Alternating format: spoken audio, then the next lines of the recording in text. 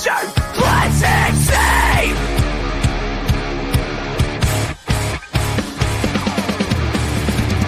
Turn it all down in.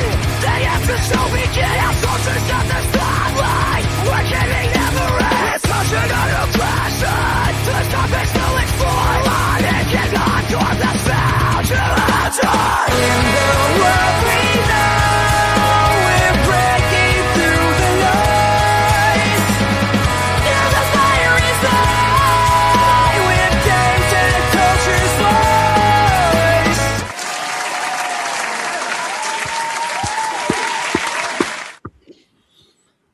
What it do, Naysayer Nation? We are back with the Aftershow podcast, coming to you live during the blizzard of the decade.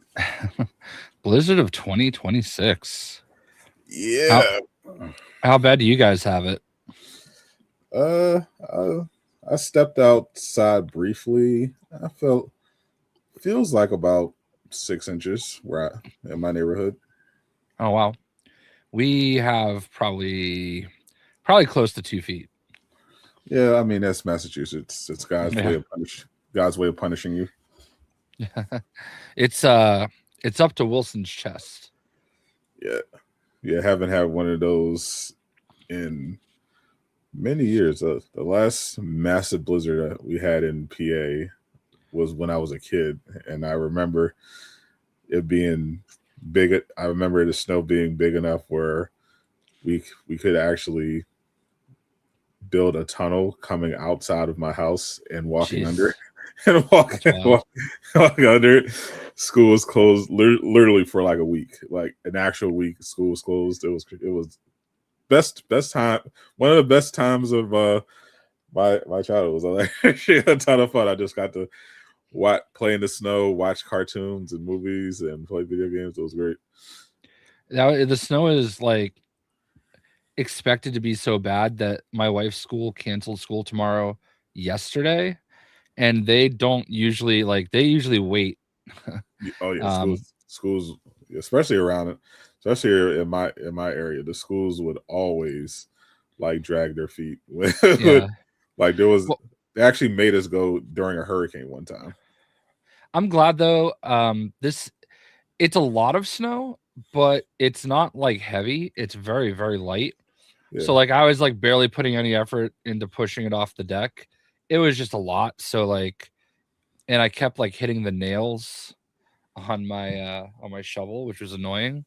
It was it felt very fluffy. I briefly stepped on the porch to check on the progress because the salt I had left, I had basically had to ration my bag. I had like 30 pounds left, and I did a couple pass-throughs before right when the snow started, so that I wouldn't accumulate too much. When I stepped on the porch to test it out, wasn't too bad. So I think just my neighborhood in general got off pretty easy compared to some of the other places. So that's always a blessing, because now that I'm a grown up, snow does nothing for me except be annoying.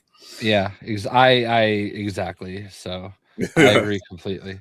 Can't get delivery. It's just irritating. Yeah. Well, today's been a very good day. My new favorite singer, Cardi B, her man is going to the Super Bowl. Oh, really?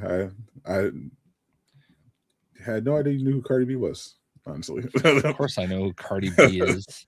She's like apparently now the biggest Patriot fan in the world. So actually, that's why you know who Cardi B is. Well, Stephon Diggs is our wide receiver, and one of his like 17 kids is hers. She just had it. I think there's also 3 other women right now that are having one of his kids. So yeah, he's not a smart dude. So but he bagged Cardi B, so I guess he's doing all right. I mean, getting her pregnant is a pretty smart move. Like the rest of them are probably a drain on his bank account, but Cardi so yeah.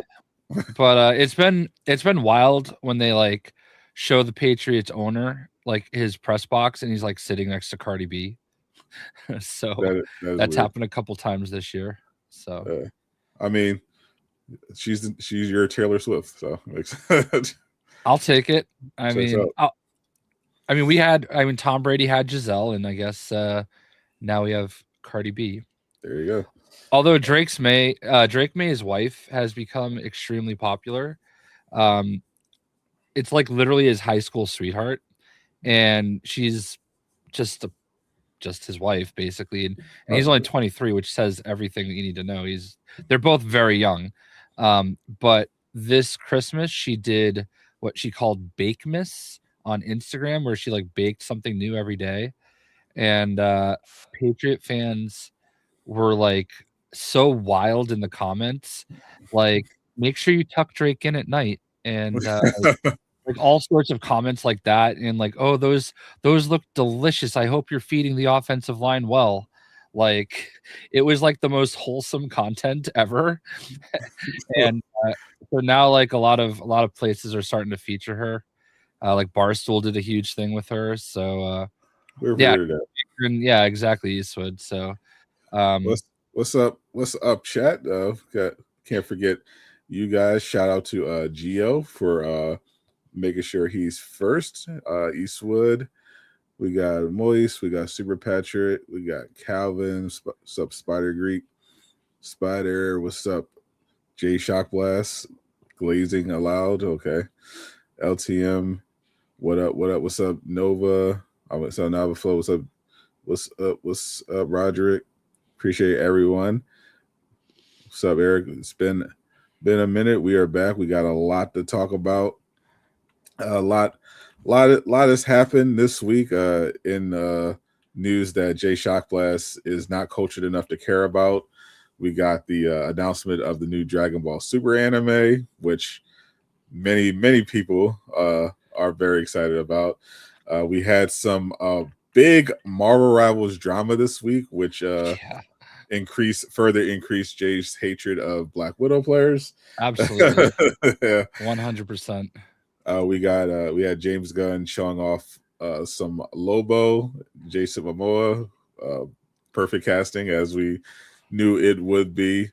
We had an Xbox showcase, and Fable might be back. Love to see it. Ubisoft had more very bad news unfortunately, that we go over. And most importantly, tomorrow could be the launch of the biggest game of 2026, High Guard, after weeks of silence since the unfortunate appearance at the finale of the Game Awards. High Guard has broken its silence, so we'll get into all of that. I will be playing for sure. Yeah, I'm definitely gonna play it. You know what I mean? Like, it's literally free, so might as well. So I will have that stream tomorrow if you want to tap in. But first, let's get the Marvel Rivals stuff out of the way, because it's just so fun. so funny. Yeah. Everyone has farmed content off of this, but except me. I mean, we talked about it live, but yeah, I only talk about it in my news video. I didn't really go crazy with the content farm. I was just like watching a bunch of it. It just got insane. It got progressively more insane. It was just crazy to me how big it got. Yeah. Was that what was happening when you messaged me saying that you were watching it last week? That was a tournament where it happened, and I was actually watching the actual event. And which was crazy itself, but then while the event was happening, the drama was popping off. so I was going back and forth between the drama and the actual gameplay, the actual tournament, which was really cool. Like, team captain's squad went absolutely nuts. His Thor was insane, like hard carrying. Day solidified himself as the best Spider-Man player in the world. He had this absolutely insane play called the yo-yo, where he did in the finale, where the enemy team's the enemy team was trying to stall the point, and they popped their cloak and dagger ult, and Day flies in with Spider-Man up in the air. Web pulls cloak and dagger from the ground up into the air, and then their Hulk at the same time leapt up and air stunned the cloak after he grabbed her up and knocked her out of the ult and killed her. Oh my god! I was like, oh my god! It was one of the craziest plays I've ever seen in Rivals, bro. It was insane.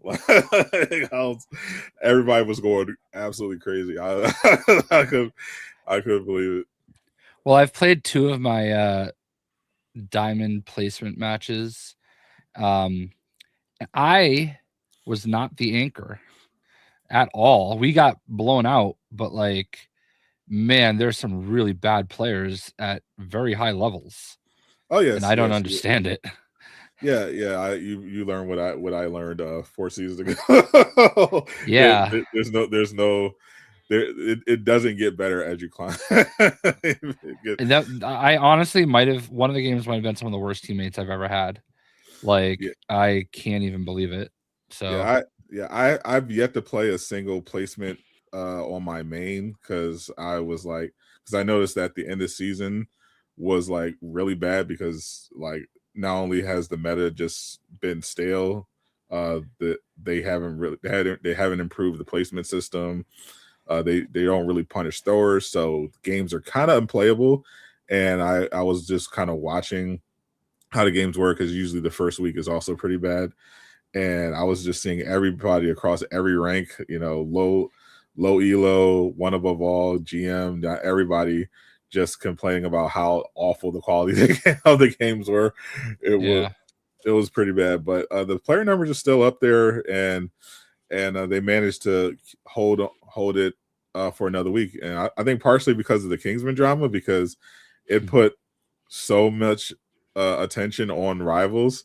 Like it was crazy how it kind of just united everyone. Like this was so big that even your parents, people's parents who don't know anything about Rivals had heard about the Kingsman drama, because it's kind of it was kind of like a perfect storm of stuff that gets people especially on the internet, like excited. You had like a legit underdog story, of a broke college student who is grinding despite just having literally just a laptop.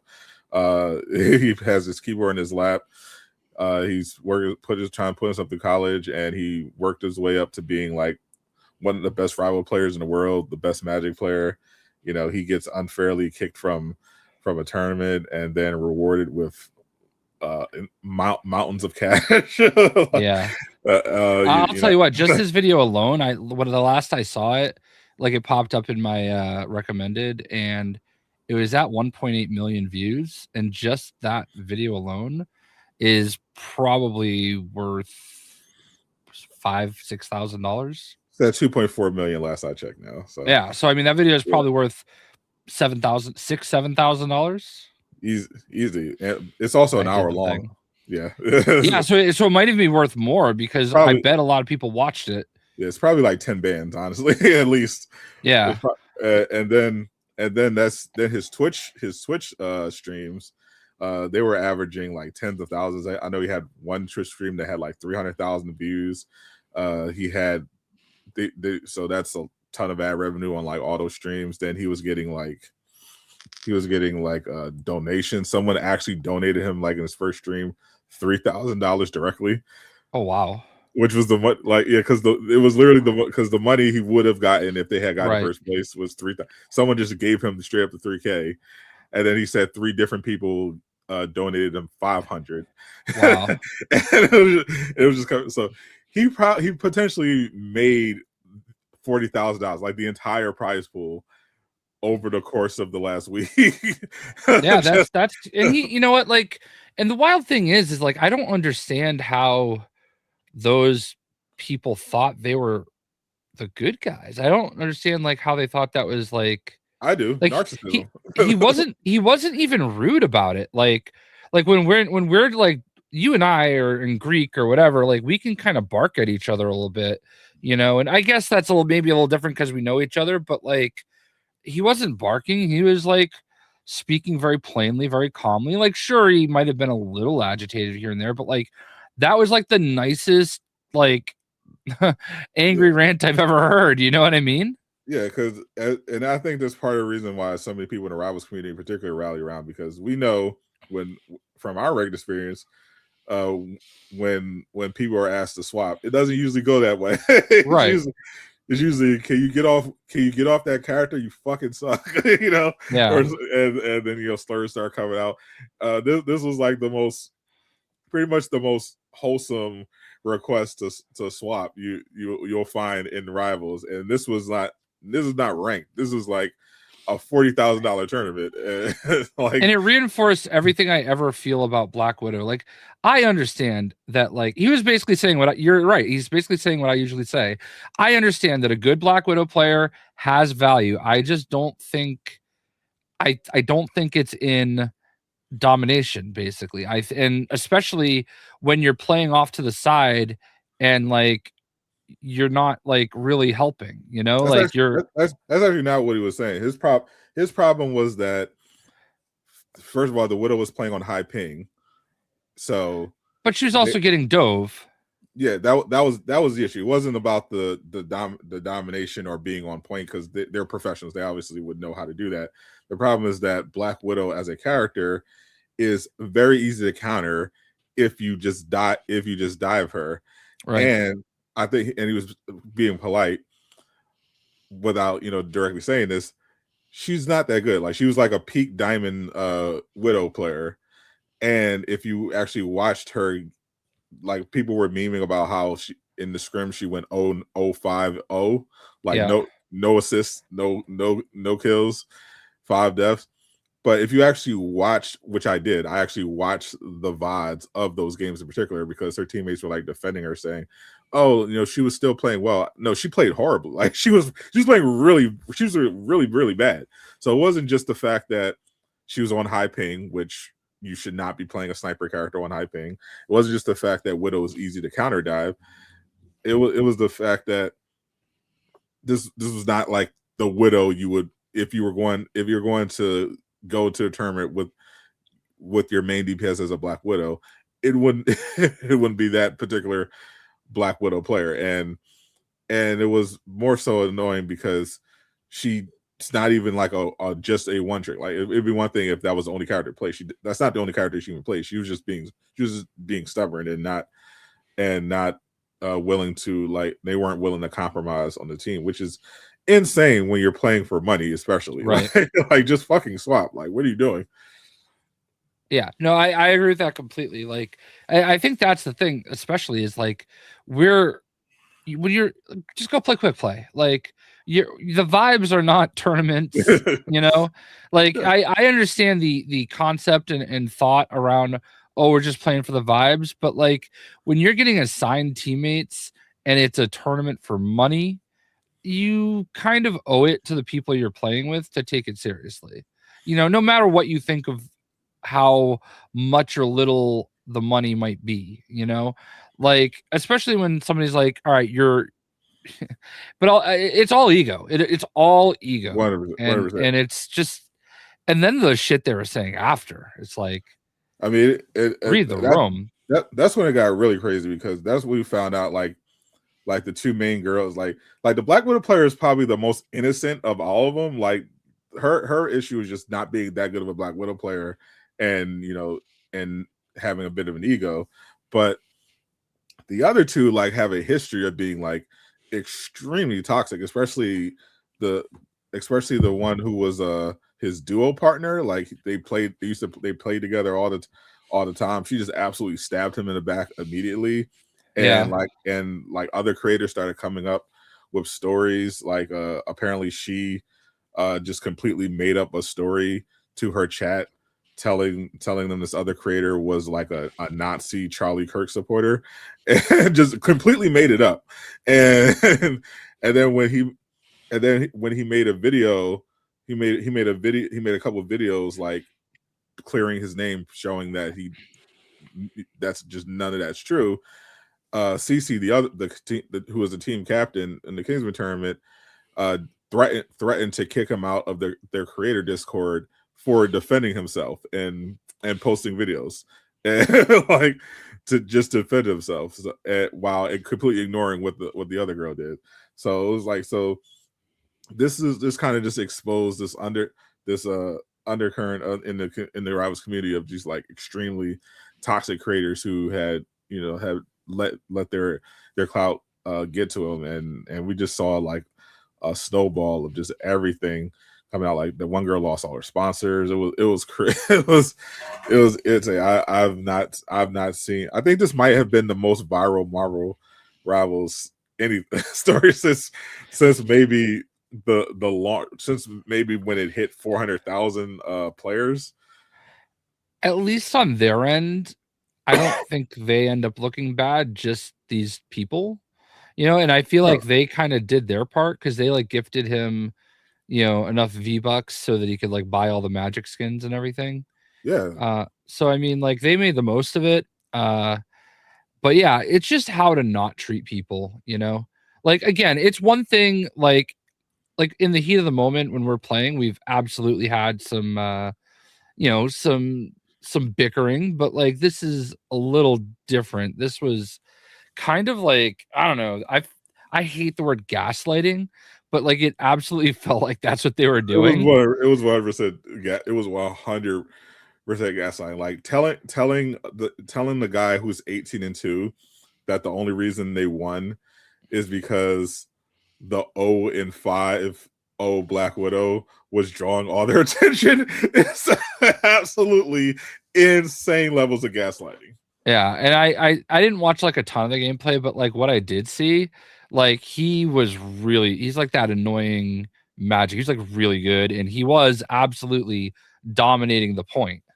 100%. Like he's an actual hard carry. Like he was destroying and was the reason they were winning, and they were trying to gaslight him into thinking that actually the widow who can't hit a shot was the one who was the secret MVP. And I think that just resonated with a lot of Rivals players who have encountered that teammate who is going negative, won't swap, and will somehow try to make the argument that they're not the problem. And so yeah, it's so annoying. And one of the things that I beg that they address in future seasons, improving the placement system, improving the ability to just actual punish throwers. Like people, like the penalty for throwing games is just nothing. Like people just don't care. They just do it all the time. Like that needs to change. But I maybe I'm ignorant to this, but how can you tell somebody's throwing in the match? You know what I mean? When they switched to Black Widow and sit and spawn. No, I understand. So, I mean, how can they tell? You know what I mean? Like, I guess you could tell if they're just sitting in spawn, but like, I don't know how like there's like some kind of a system to measure that. If so, yeah, I don't. They can't necessarily measure if you're just playing badly, which is not the worst case of throwing. When people are talking about hard throwing, they usually talk about people sitting to spawn, Gotcha, or just disconnecting from the game. Like the penalties just aren't there for those. Yeah, I gotcha. Okay, that makes sense.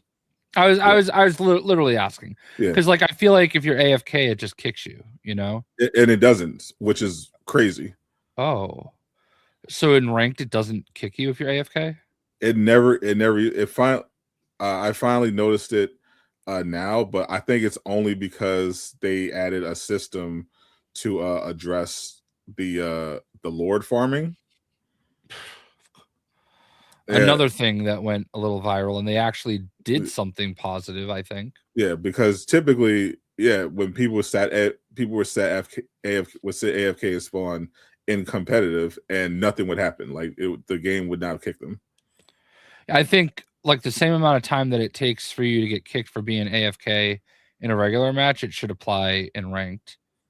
Yeah, it was insane. It was like kind of insane over oversight. But yeah, it was just one of the many issues. But yeah, I'm glad the Kingsman was able to pretty much overnight turn into one of the first day out, he was like the biggest first week he was like the biggest Marvel Rivals content creator. Now he's like cemented himself firmly in the top 5, which is crazy to go from 100 to 185 concurrent streamer to 8 to 20,000 concurrent streamer.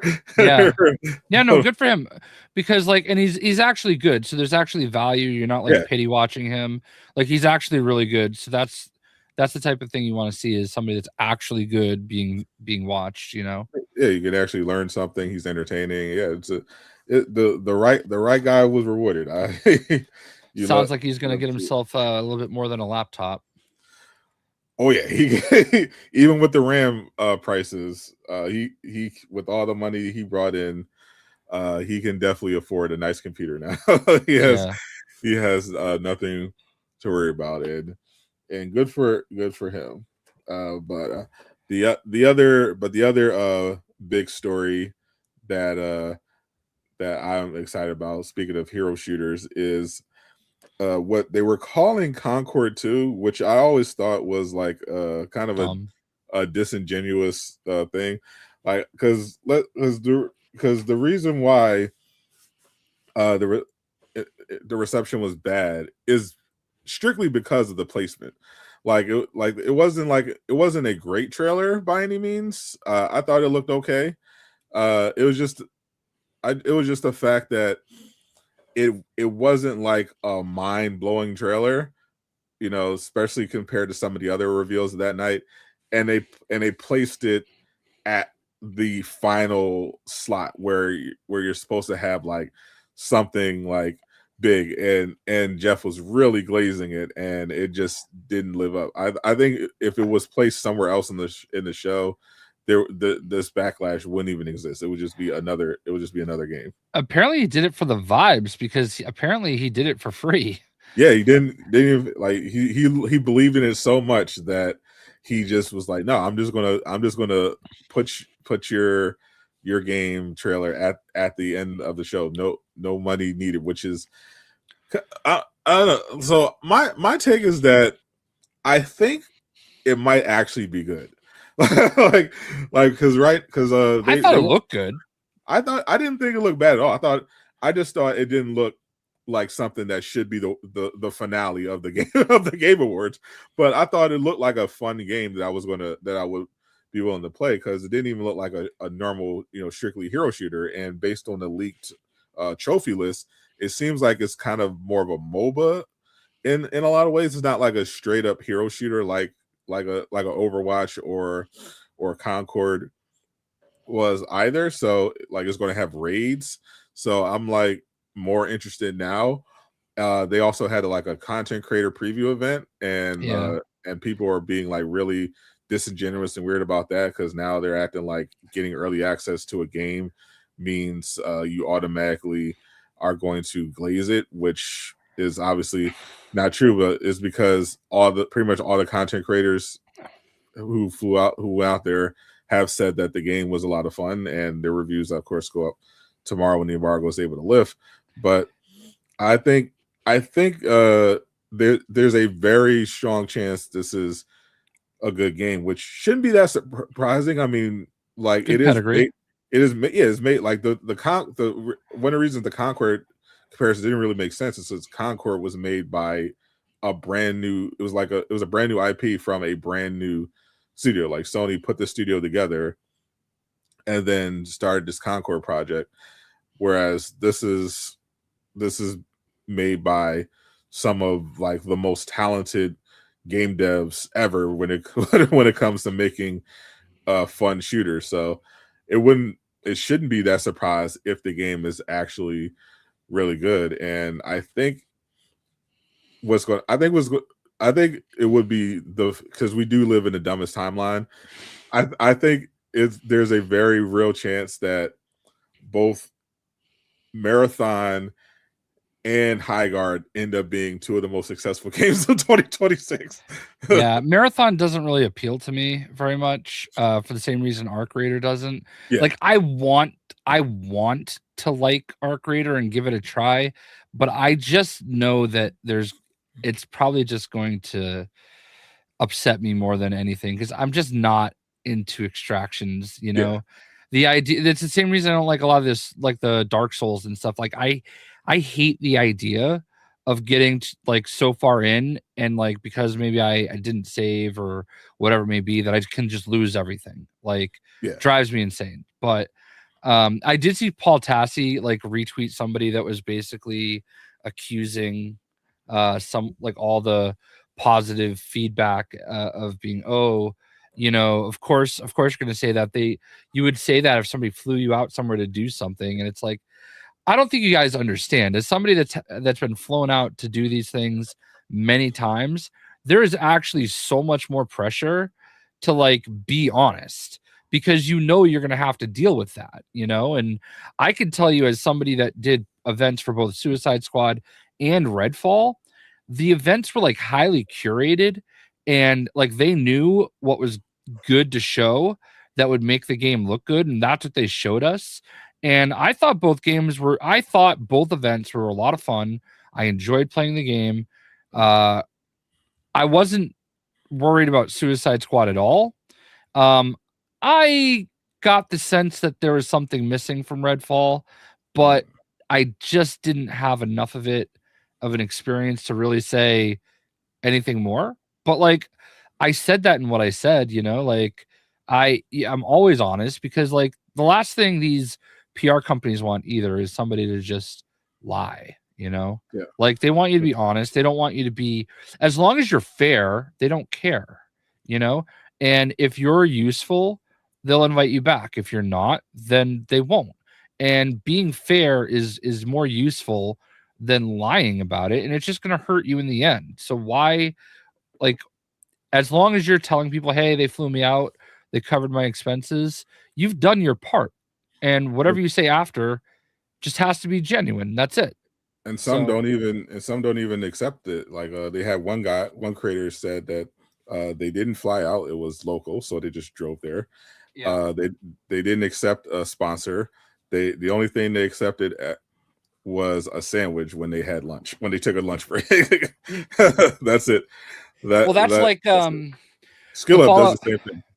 The Fallout, well, I mean, I wish I was in a position to do that, okay? But Fallout 76 event, they wanted to fly me down for it, and I was like, it's New York City. I'm just going to drive there.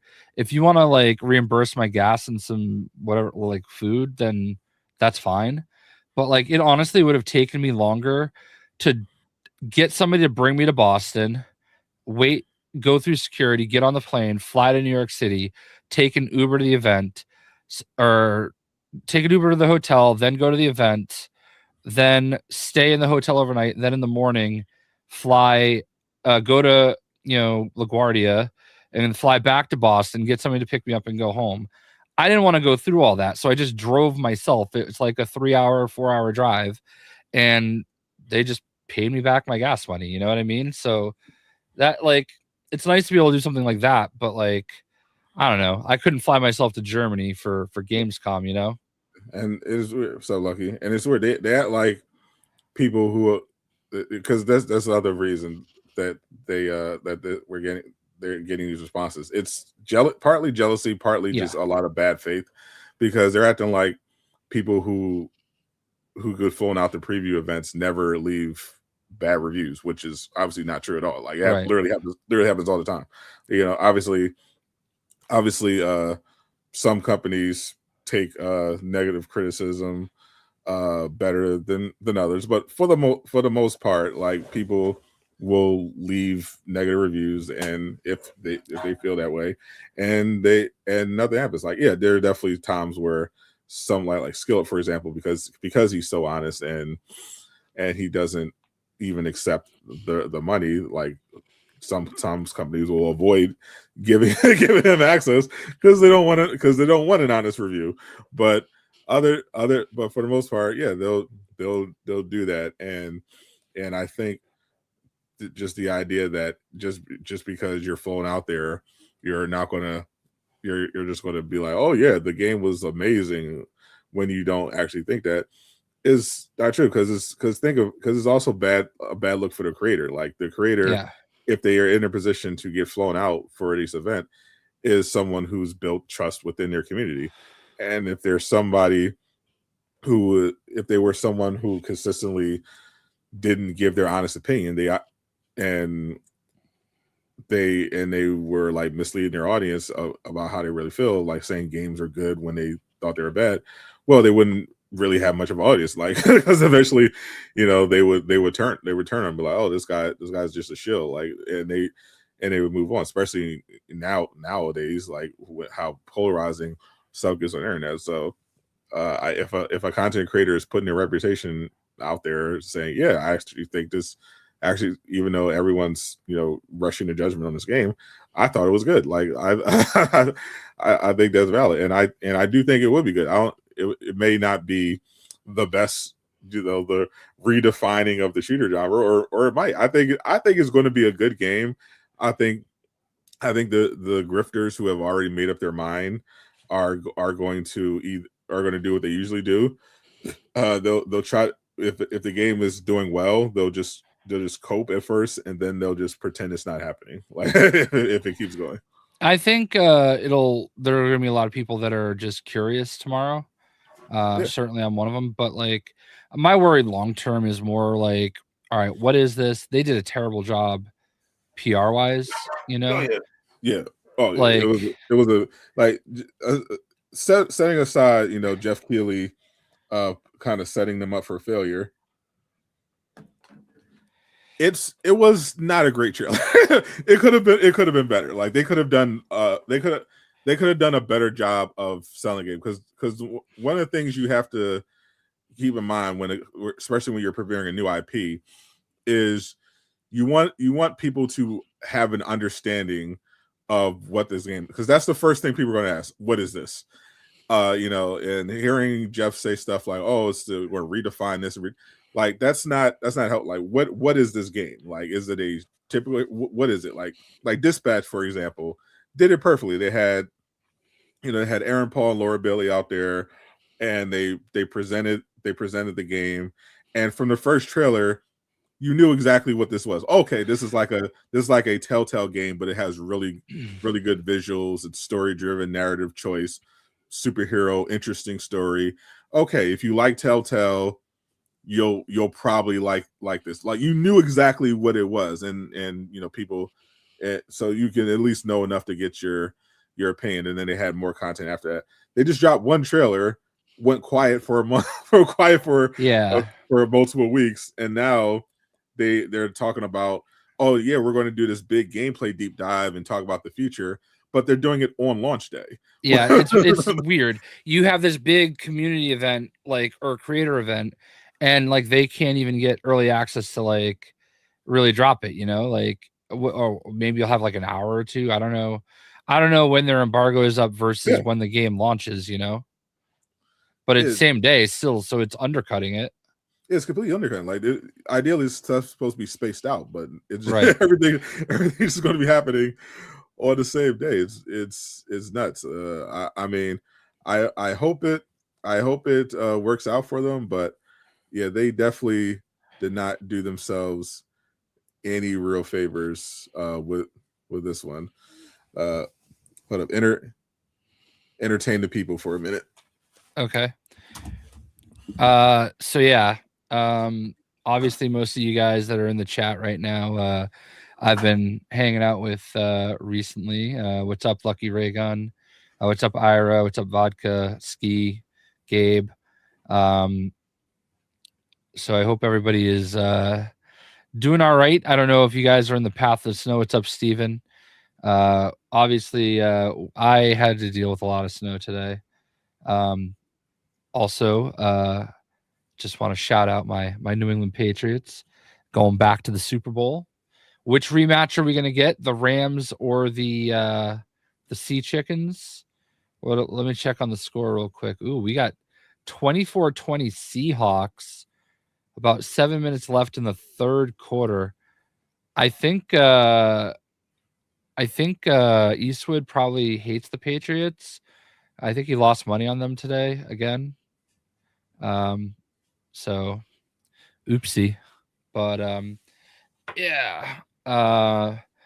But yeah, are you guys gonna try out High Guard tomorrow? When it does go live, I'll probably fire up a stream and see what's up with it. We've got lots of other stuff. What is everybody playing right now? Gio, we know you're going to be there. Obviously, you're always there. What's High Guard? It's hard to describe. It's kind of like I think it's like a battle royale kind of maybe.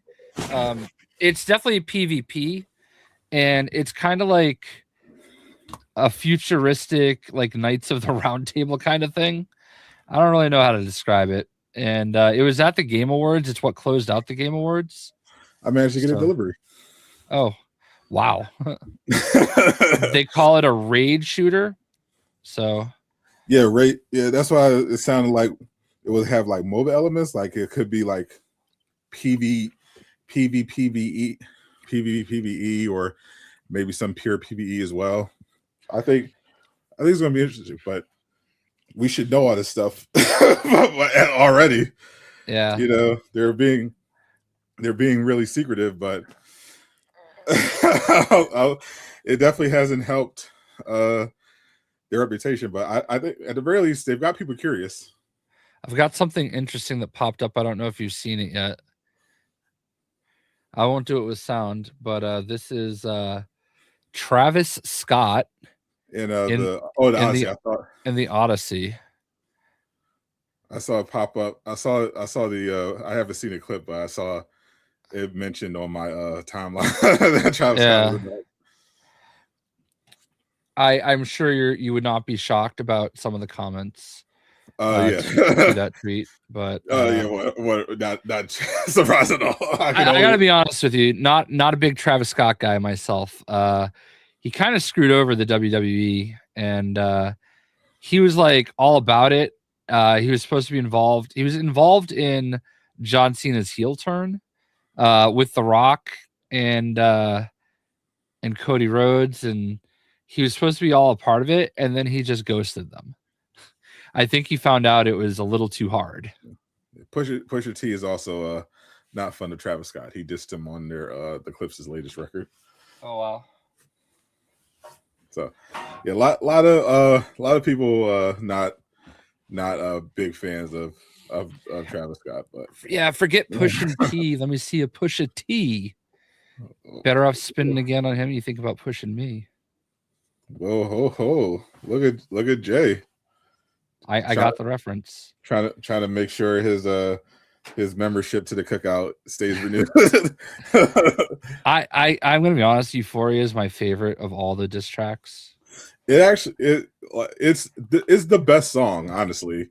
Yeah. Out of all of it, like I know Not Like Us got the most play, because it was like the most popular viral, but Euphoria was definitely the better song.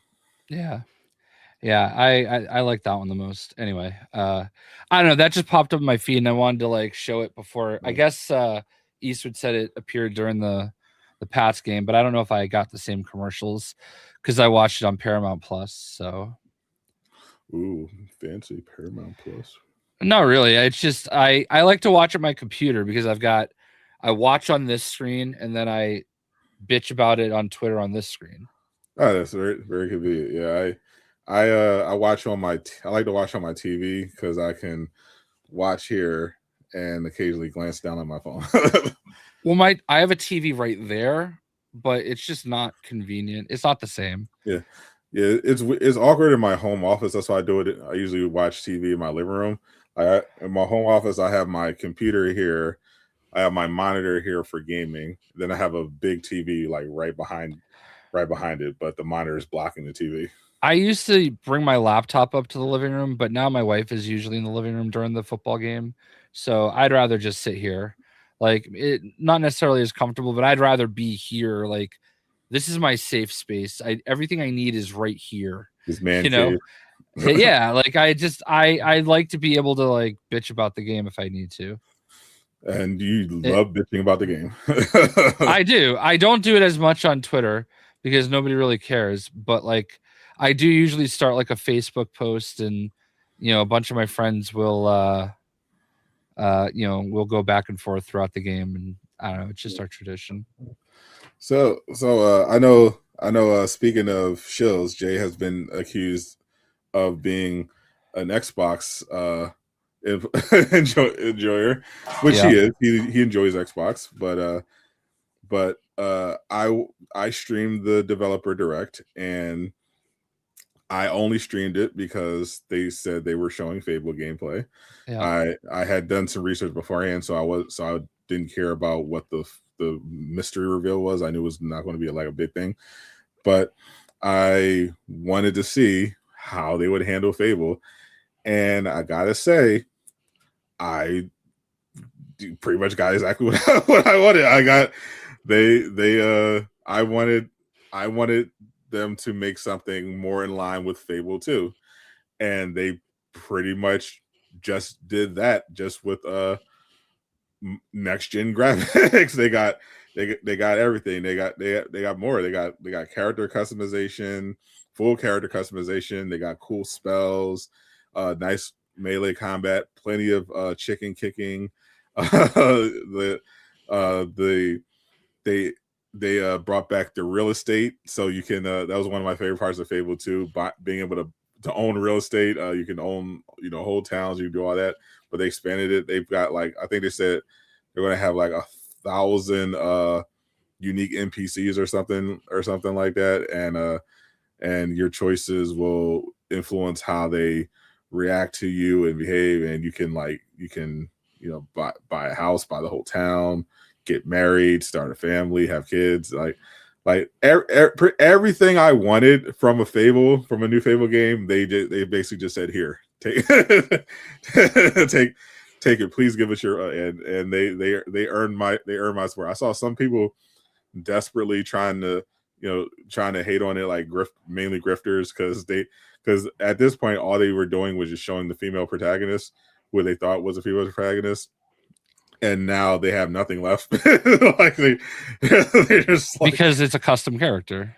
So they're just like I saw one grifter tried to make a big deal that there's a sex change potion, which was a thing in the old Fable games too. Like it's not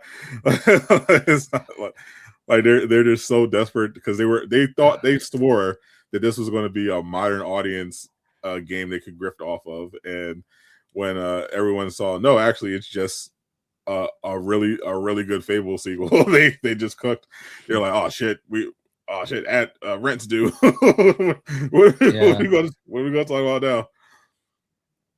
I think it looks great. I'm very excited for it. I'm excited for you because I know it's something that you've talked about a lot. Oh God, Eastwood, you can't ask people if you can own women. I know it's something that you've talked about being excited for, so I was very, very excited that it looked like it was going to be really good. They won PS5. Yeah, I don't have any interest in racing games, but Forza always looks so pretty. Yeah, I mean, it's probably I feel like probably the best racing simulator, going franchise. But the mystery game was like Game Freak, and they do the Pokemon games, and it looks interesting. It was the party game. The mystery game was the party game. Oh, I thought the Game Freak game was. No, the announced games were Forza, Fable, and Beast of Reincarnation, which was the Game Freak's game. Gotcha. Okay, well, the Game Freak game. Anyway, the Double Fine game didn't look super cool. It didn't look that interesting to me, but not for me. The Game Freak game, I liked it. It was like stellar Pokemon. But it's wild because like a lot of people are like kind of shaming Nintendo and Pokemon after that because like I guess they really do force them to pump those games out. Everybody's like, look at what happens when you give Game Freak a little bit of time to cook. You know, they're actually capable of, you know, not putting out the same game over and over again.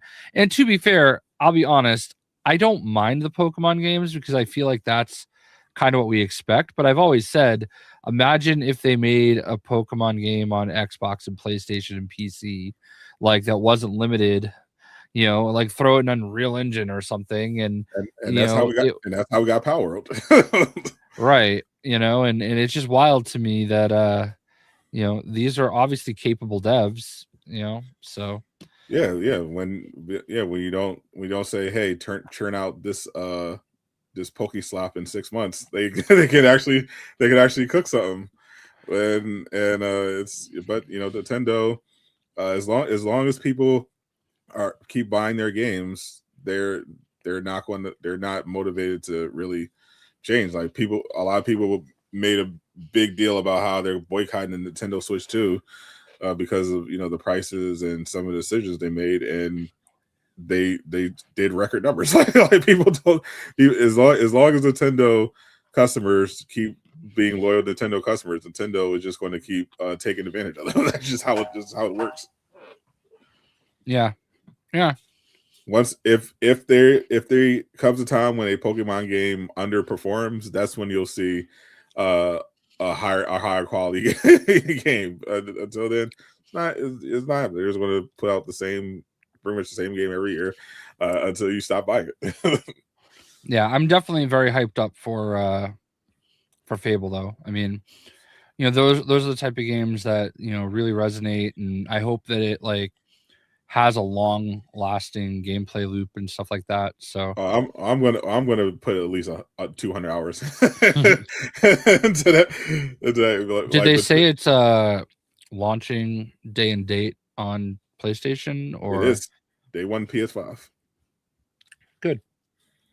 We will be there because I was after finding out that Crimson Desert is not going to have some of those features like romance options and it's more going to be about, you know, the exploration, the combat and stuff, and a little bit of story. I was like, well, I kind of want I kind of want my fix for a life simulator RPG, so I'm hoping Fable is actually good, and they delivered. So I can have both. I could basically have what I wanted from Dragon's Dogma 2 in Crimson Desert, and I can have my Fable the same year. Not expecting to have GTA 6. I think that's almost certainly getting delayed to 2027. Yeah, I have a hard time believing that's coming out this year, but they can honestly just drop it whenever the hell they want to. It doesn't matter. Yeah. People are just going to be impatient, which, you know, yeah, I heard from Schreier that the game isn't even content complete yet, which is kind of insane. Say that one more time. That they're still doing content right now. It's not content complete. Like they're still like because when they announced the delay, we thought it was supposed to be about polishing, but right, based on that, the game's not even done. Like they're still adding content, planning levels. Like, so I'm like, oh, there's no way this game is coming out in 2026 unless it ends up being like a Cyberpunk 2077 situation where it launches and is, you know, complete pile of shit. Yeah, I don't. It's possible. I don't see them doing that. Nah. And then we're also not getting much Ubisoft this year because they just had an unfortunate series of announcements. They, as part of their ongoing plan to stop losing so much money, they're restructuring around. They're breaking the company down further and focusing on like specific divisions that'll focus on specific games. But as part of that restructuring, in addition to layoffs, they canceled several games. Fortunately, the Prince of Persia remake is canceled. I heard the Splinter Cell game is canceled, and they have also delayed the Assassin's Creed Black Flag remake. I heard at least potentially up to a year delay on that one. and I think 6 other games were delayed as well. So whatever the next Assassin's Creed is supposed to be is probably Hex. Yeah, Hexe. That's going to be that's Eternal Days. Somehow Beyond Good and Evil didn't get canceled. I feel like they announced that game like 20 years ago at this point. Actually, I was watching a video, someone was talking about it. I think they said, which was wild, Beyond Good and Evil was it has been in development so long. It had a trailer during the old G4, like the actual old G4 TV, when G4 was on television and really popular. And it's since then we've had the G4 die, come back, die again, and we still don't have Beyond Good and Evil 2. And somehow it didn't get I don't know how it's possible. Like what is going on? Yeah, at this point they probably have spent, like I saw a report that they might spend like 800 million on The Witcher 4. Like they had to have spent that on fucking Beyond Good and Evil by now. Like it's been in development for well over a decade. Yeah, Ubisoft is crazy. I don't understand like how we can have all these projects that don't lead to anything. You know, I hear that what was it called? I pulled out the controller I had. The Watch Dogs franchise is also dead. Yep. I was like, I have like this scuff Watch Dogs Legion controller that I like never use. It's actually dusty. I pulled it out because we were talking about it on stream the other day. Shout out to Olivia Munn, yeah, iconic on G4. I heard not the best person in the world though. Oh yeah. Well, yeah. She can get away with it. She could talk down to me all she wants. tell me how bad I am. It's legitimately insane how long, like, at this point they need the game to be like a generational hit, like to break even. And I think as bad as pretty much all the news is, like their stock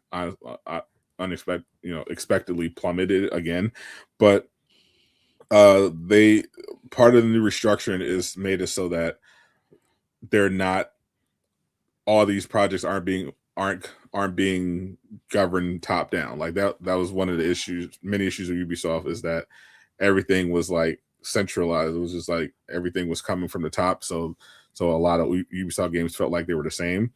And now under this new restructuring, you're gonna have different divisions focused on different games rather than having everything come from one place. So in theory, that should result in better games. You know, when you have less hands interfering. But I mean, skepticism is honestly valid. But at least it looks like they're making decisions that could help. Obviously, it's not going to help people with their employment. But Ubisoft, we knew we're especially way too much. But like you don't need 20,000 employees for your game studio.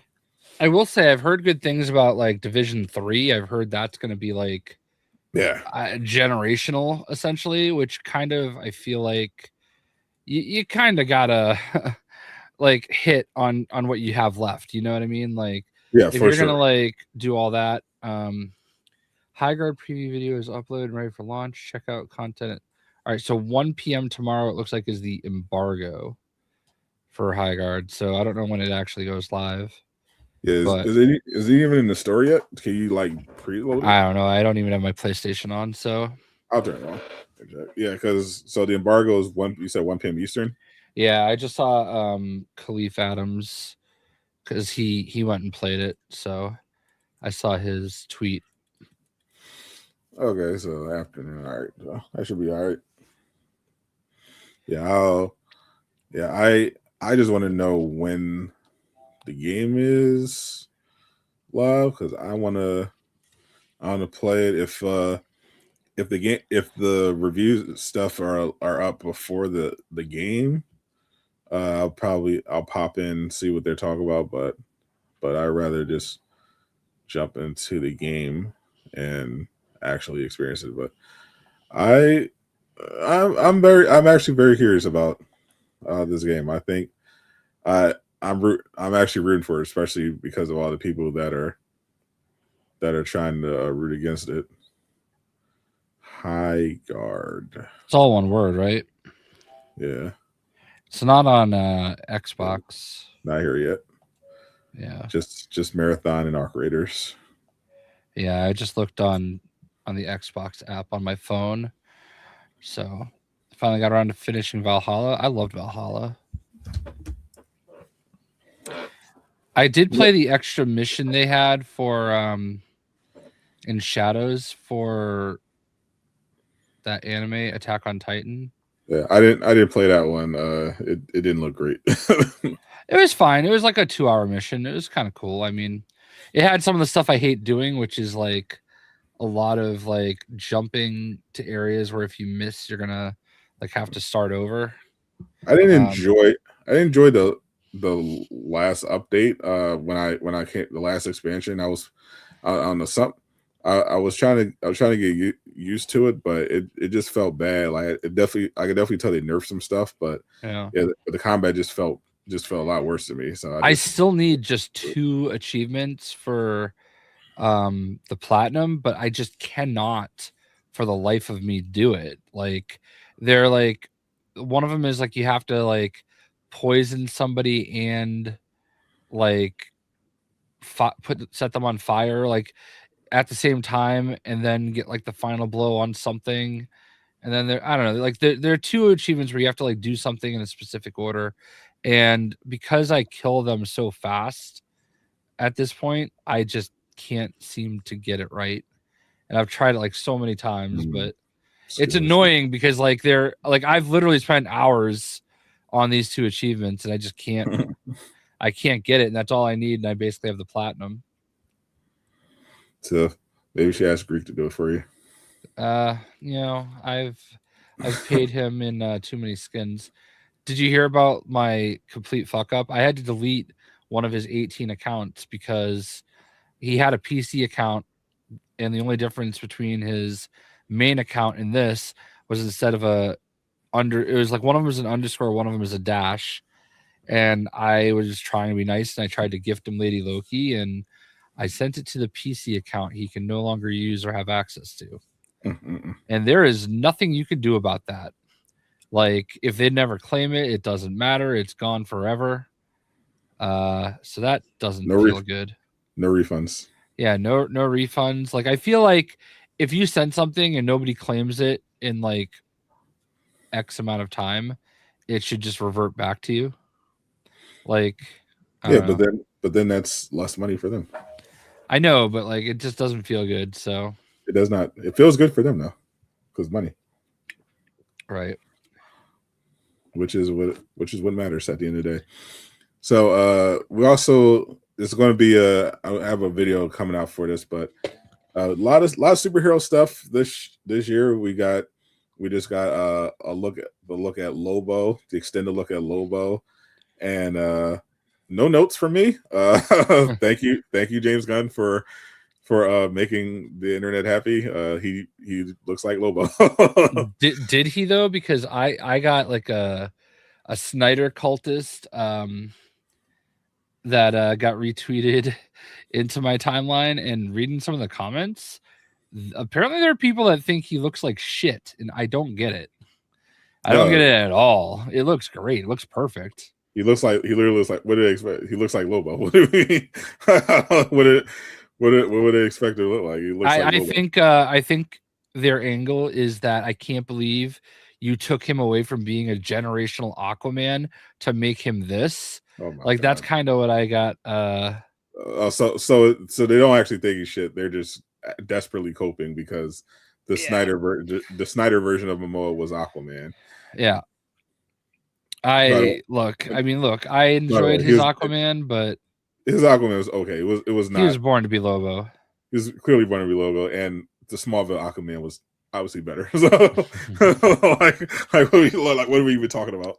I still think it's wild that Justin Hartley was originally going to be Aquaman, and they even filmed like it was called Mercy Reef, and if you go on YouTube, the pilot is actually there, and you can see Justin Hartley, who ended up being Green Arrow, as Aquaman instead. And then Aquaman ended up being what's his face? Jack Reacher. Reacher, yeah. I can't think of his name right now. He also played. Yeah, he also was a Hawk. And, and from Titans. Hawk and Dove, yeah, and Titans, yeah, and also I guess wants to be Batman. Yeah. He definitely needs to be in anything superhero. He can do anything action superhero related. Like the guy is built like a demigod. Yeah. At this point, like I just can't take Snyder Cult seriously. Like they're just absolute losers, bro. No. Like it's clear. Like Alan Rickman. Like it's clear that they don't even care at this point. Like James, this isn't even James Gunn's movie, and they're just hating. They're just hating on it because it's not the Snyderverse. Like it's so cringe. Oh, they're like, oh, it's a D-list movie that nobody's gonna remember. I'm like, how do you know that? Like honestly, like give me a break. Yeah, like they just can't let it go. Like like the Snyderverse, it failed. Like there's nothing to be done. Return, of course. Casual wants the Snyderverse back. He was a huge fan, in particular, of Wonder Woman 1984. It was one of Casual's favorite films of all time. He could not get enough of it. He said Pedro Pascal was putting on a generational performance in that one. He cried while eating into his deep dish because of just how moving the performance was. He said, "What in Wonder Woman 84? Yeah, 1984. Yeah, it's absolute cinema. Yeah. Also, people are apparently crashing out as well over Sinners. Yeah, for all the reasons you get. Yeah. We assume. I still haven't seen the movie, and I probably should, but I'm also kind of being a bitch because I should probably just watch it. You're being a massive bitch. Just watch the movie. Yeah. No, I was laughing because a quote just came up during the Patriots game. One of the Patriots players blocked a field goal, and they were asking about it, and he said, "I just jumped in the air and got a taste of the ball. No diddy." So I couldn't help but laugh at that. No diddy valid actually. I didn't see it. I didn't see it in Sinners in theaters, but as soon as it came to Amazon, I just off the strength of the reviews and of Ryan Coogler and Michael B. Jordan, I was like, oh, I'll just fucking buy it, and I'm glad I did because holy. Yeah, it's generally it looks like it's good. It's just the type of movie I feel like I'm not usually into. So I don't know. What, black movies? Yeah, I knew that you would take it that direction. Listen, I already quoted Euphoria. You can't take it back. All right. It's you don't like you don't like movies with vampires? Like what is? I'm not a big. It feels more horror than I like, and it's not. It's not a horror movie. Okay. All right, I'll suck it up at some point and just watch it. I don't know why. I no appeal for horror movies whatsoever, you know. Yeah, I don't either. It's not a horror movie. Okay. Well, I'll suck it up at some point here. Yeah, From Dusk Till Dawn. You think From Dusk Till Dawn was better than Sinners? I've seen that take. I thought Sinners was just an absolute masterpiece. Like it definitely borrowed from obviously Dusk Till Dawn, but I thought the performances were incredible, and the music. Oh my god, the music was so good. Yeah. Well, hopefully it wins all those awards. I also saw, like, speaking of Ryan Coogler, kind of, I saw something from Screen Time, which seems like a pretty legit source, that we're definitely getting a new Black Panther in Doomsday. New Black Panther. Yeah, I can't wait to. Yeah, I'm excited for Doomsday. I think Doomsday is going to be fun, at the very least. They had me at the Cyclops. Geez, I'm not gonna lie. Right? Yeah. that was so peak. I was like, all right, yeah, I'm in. I did see the news about Brave and the Bold. Not definitely less enthusiastic about that one. But to be fair, we haven't gotten a bad Batman movie yet, really. Not really. Even the Schumacher ones were goofy, but they were cool in their own way. I think it would probably be still fine, but yeah, the writing, the choice of writer definitely doesn't fill me with confidence. So, for sure, based on her pedigree, but I don't think it's going to be like, I don't think it's going to be the worst thing. Like for example, like the Flash the writing wasn't great, but the worst thing about the Flash movie was the visual effects and the acting. Like that's what really drove on, because there were parts of the Flash movie that were pretty good if it wasn't, visual terrorism. Right. But I couldn't. And Birds of Prey even wasn't a bad movie. It was just mid. It was kind of like they just wanted to do like a Harley Quinn solo movie and just kind of threw in this team up, and it was just kind of like, like again, it wasn't terrible, but it was just like, it was just like super forgettable. So I think this will be better source material, and obviously the DCU has been so far much better run than the DCU era was in terms of production. James Gunn doesn't greenlight projects until he's like happy with the scripts. There's not a ton of reshoots going on. So I think with the way the DCU is currently set up, I'm not too worried, because I feel like I trust James Gunn enough that if the script was like really bad, he wouldn't greenlight. He would just get a new writer. Right. Yeah, I literally agree with everything you say. So I mean, I don't really. I'm not thinking about anything until it's here, So they haven't really done anything bad yet. So I trust I trust the process. Yeah, I know it didn't work out in Philadelphia, but Yeah, so far, like if the DC was just ass so far, like I'd just be like, all right, I don't know. But I think arguably the worst thing they've done so far is like Peacemaker season 2. Yeah, which I still enjoyed. Yeah, I will say this: did you see the Masters of the Universe trailer? I've seen everyone talk about it. I kept forgetting to watch it. We should do a reaction to it. I mean, a lot of people are really mad because of some of the direction, but all the Eternia stuff looks amazing. It looks so much better than I thought it would.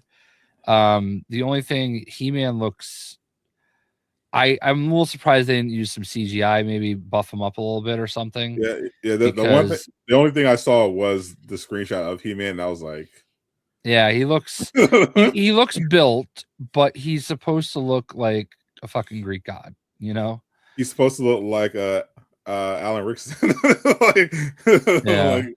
He's supposed to just look, like a monster. So, but it's funny. I saw there's a guy in Barstool that like was talking about it. And he's like bitching about, he's like, why are they even on Earth at all? Like, there's nothing Earth related in Masters of the Universe. Like, why does he have to be, why do they have to start him on? It's like the Minecraft movie. Why do you have to start him on Earth and have him like, I don't want to spend any time on Earth. And people just roasting him in the comments. Bro, his mom is from Earth. Like, the story makes perfect sense. She sent him to her home planet to hide him from Skeletor and all the evil. Like, it's just it was an all-time epic fail rant. Like, his point, I get it. Like, I want to see the Earth stuff? Not necessarily, but at least it makes sense. Yeah, and a lot of people are complaining about Jared Leto as Skeletor, but like the Skeletor we saw was not Jared Leto. It was somebody in a mask, Yeah. And if he's basically voicing Skeletor, I'm not too worried. Like, I think people just don't like Jared Leto. And yeah, valid. Yeah, but even Skeletor looked good. The other thing the Barstool guys complaining like, oh, where's Beastman and Fisto and so. I'm like, bro, they were all in the trailer. Like, he mentioned like 5 characters and 4 of them were in the trailer. And I'm like, dude, open your eyes, pay attention. They were there. Bro was just determined to get that rant off. Yeah, it looks. I don't think it's gonna be like, by any stretch of the imagination, we're not getting the Batman here. What if I told you Fisto is literally a man with a giant steel fist?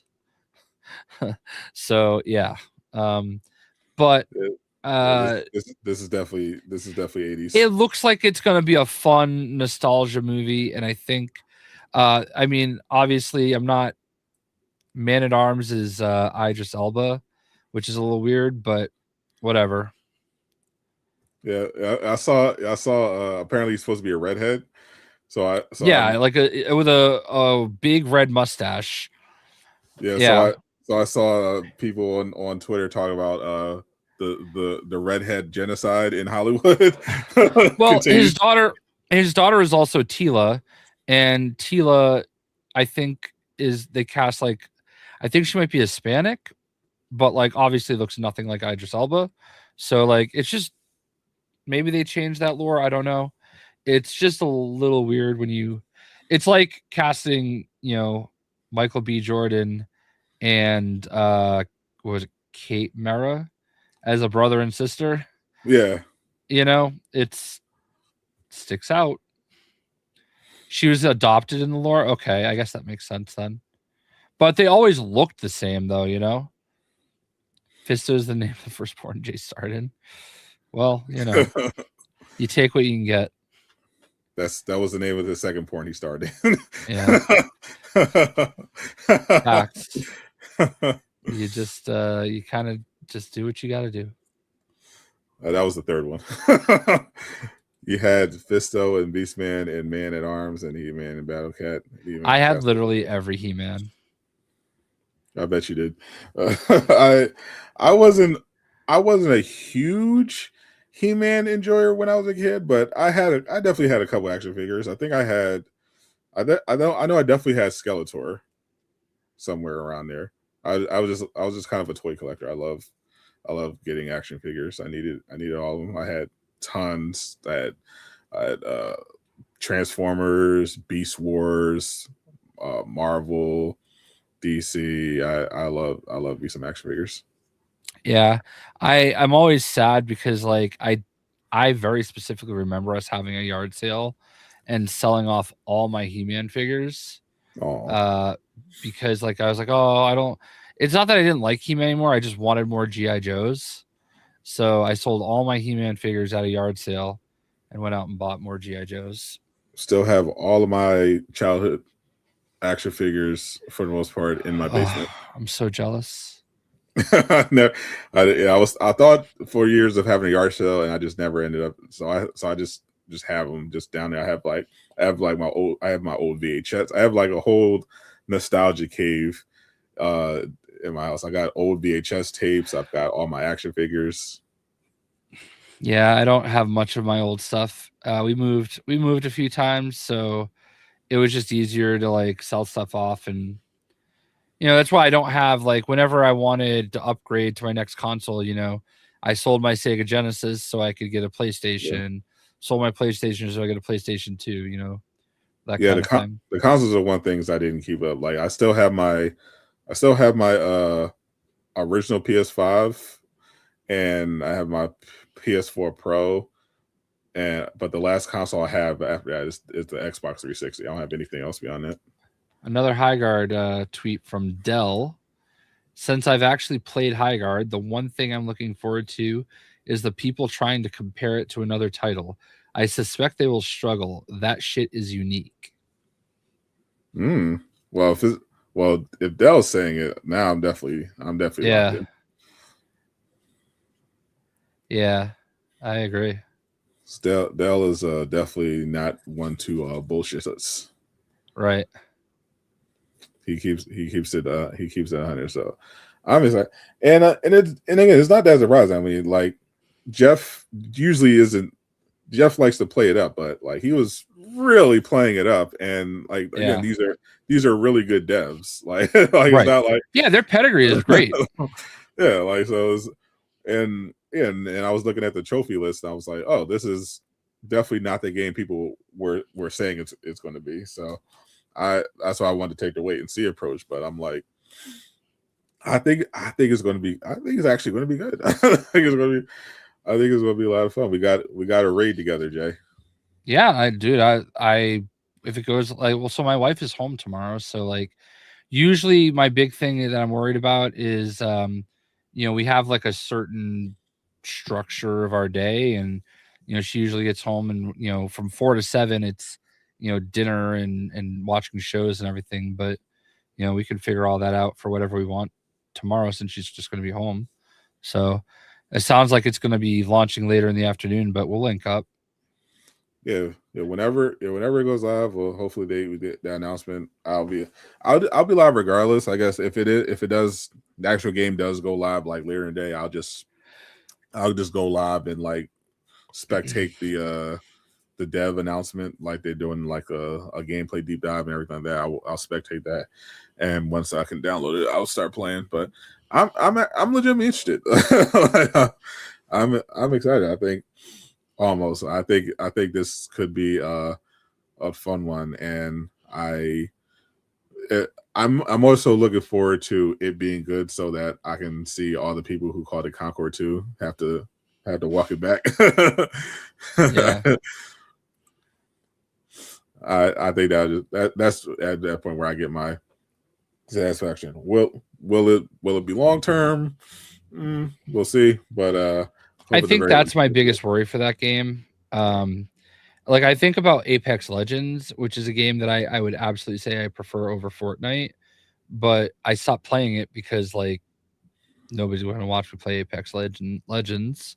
So I can't keep spending on that game, and I don't have as many people that play with me, and those types of games are obviously more fun when you play with people. Like I love playing Valkyrie in Apex Legends, and like it's funny because that's who was what's her face from Ghost of Yotei. So I don't know. I wonder if this is a game that we're all going to play for a week or two because it's free and we can try it out, and then we're like, oh, okay. Yeah.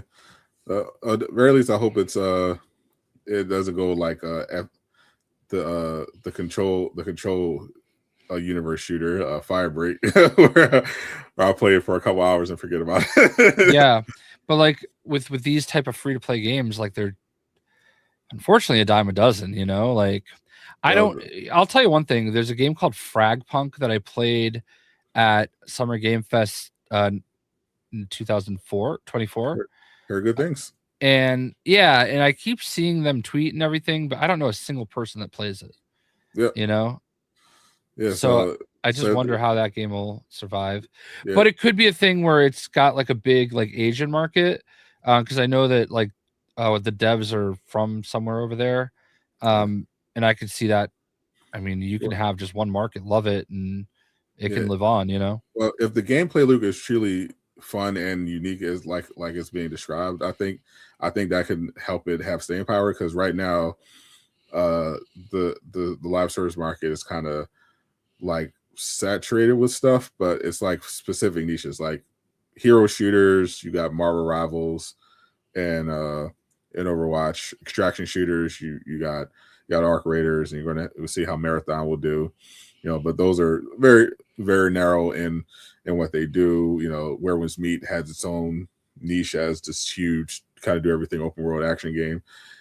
So if this slots into something more like not quite Deadlock, not quite Apex, maybe giving people that fix for Titanfall and something that's not like a straight up PvP game, something a little more different. I think that could be the key, like the raid stuff. I think that could be the key to hooking people who may not necessarily be interested or may be burned out from like typical hero shooters. Like I know a lot of rival players in particular are kind of over the ranked system, just in just the 6v6 stuff in general.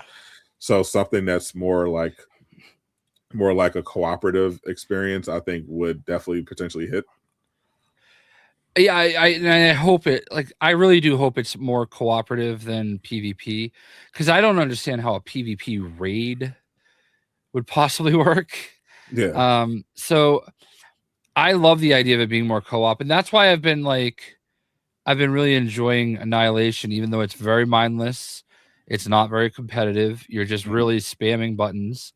Yep. But like I've just been enjoying like playing the characters and grinding a little bit, and getting my Deadpool to Lord and all that good stuff. So, yeah. I think going forward, I would love to see more those cooperative multiplayer experiences. I know that there's supposed to be a Marvel MMO on the horizon, but not for a bit. But it's definitely something that's in the pipeline, and I think there's definitely a market for more stuff like that. People don't want to sweat against other people all the time, especially in a team-based game where that's been the most frustrating thing when you're relying on your team and your team is your team, you have teammates that are selling you. Like it's just not fun. Like it's not a fun experience. Whereas PvE, more of a PvE thing where you have like carry potential, that more so appeals to me. Like I think that's why I enjoy like looter shooters, because there's typically more carry potential in those type of games. So hopefully this, because there's actual gear apparently in High Guard, so that makes me really curious what the fuck they're cooking over here. I think it's going to be fun. I'm looking forward to it. All right. I'm gonna wrap it up because I have to record a video for tomorrow and get some sleep because I am tired. But I feel that I'm gonna go watch the last few minutes of this football game. Appreciate you. I'll see you tomorrow for launch of the Game of the Year High Guard. Appreciate everyone hanging out. We'll hopefully be back next week to tell you how amazing High Guard is, or how it's Concord too. We'll find out. Hopefully nothing else insane happens in the world while are away. Thank you all for the continued support. Sit out the gamer. I am not Casual Avenger. Zip it up and zip it out. Peace, my naysayers.